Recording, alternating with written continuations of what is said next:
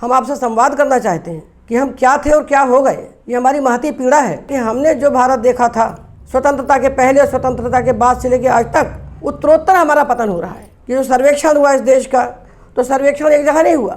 Madras presidency में कराया Munro ने, और बॉम्बे प्रेसिडेंसी गवर्नर थे एल्फिंस्टन, उन्होंने कोंकण गुजरात में कराया, और बंगाल का सर्वेक्षण किया विलियम एडम्स ने, तो उन्होंने बंगाल का भी किया, बिहार का भी किया। और पंजाब में सर्वेक्षण भले ही बाद में हुआ, किंतु पंजाब का सर्वेक्षण लेटनर ने किया।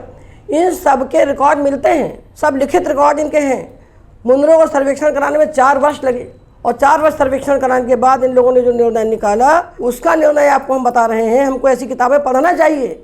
धर्मपाल जी ने कितने वर्ष पश्चिम में रह करके जो किताबें हमको तैयार करके दी, और किताबें देश में ढेर सारी किताबें हैं, किंतु उन पुस्तकों को पढ़ने के लिए हमारे बच्चों के पास समय नहीं है। हमको अपने कर्तव्य को समझना चाहिए।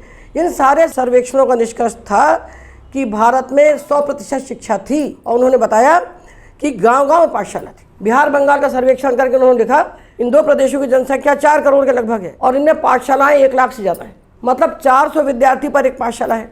वो सारी पाठशालाएँ गाँव में होती थी। बड़े गाँव में 1 से अधिक पाठशालाएँ होती। तो विकेंद्रीकरण के अनुसार ये सारी की सारी शिक्षा व्यवस्था जो घर घर पहुंची हुई थी, इस शिक्षा से हमारा पूरा देश 100% शिक्षित था। ये कहना कि ब्राह्मण पढ़ता था बाकी नहीं पढ़ते थे, ये सब अंग्रेजों के द्वारा फैलाया हुआ दुष्प्रचार है।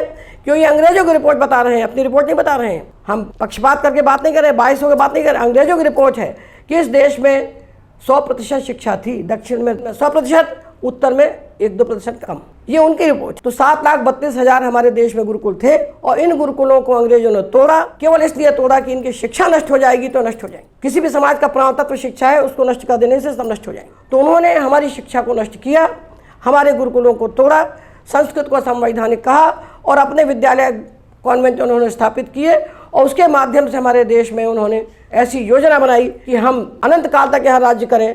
अंग्रेज गए, उसका सर्वेक्षण भी देख लीजिए। अब तो आप सबके हाथ में मोबाइल रखा है ना, सब जानकारी मिलेगी।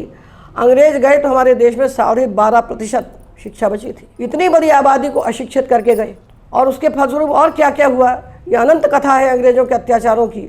इसको हमको प्रत्येक को मालूम होना चाहिए। उन्होंने अपनी शिक्षा के माध्यम से हमारी आत्मा का हनन किया। शिक्षा से हमारा निर्माण होता है, और उसका नाश करके उन्होंने हमारी अंतरात्मा का नाश किया।